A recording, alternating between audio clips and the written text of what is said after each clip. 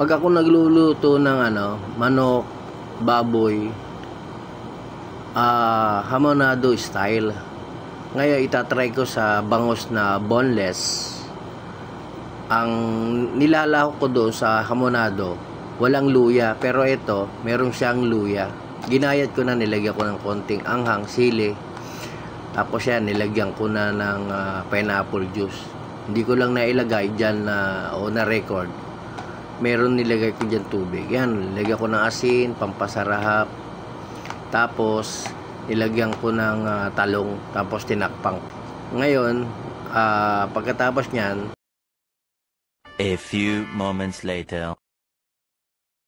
Ayan, binuksan ko yung takip. Ayan, luto na. Kita nyo? Mamaya bubuksan ko. Titignan ko kung ano na magiging resulta.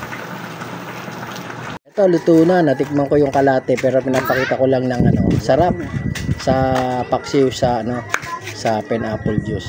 Salamat.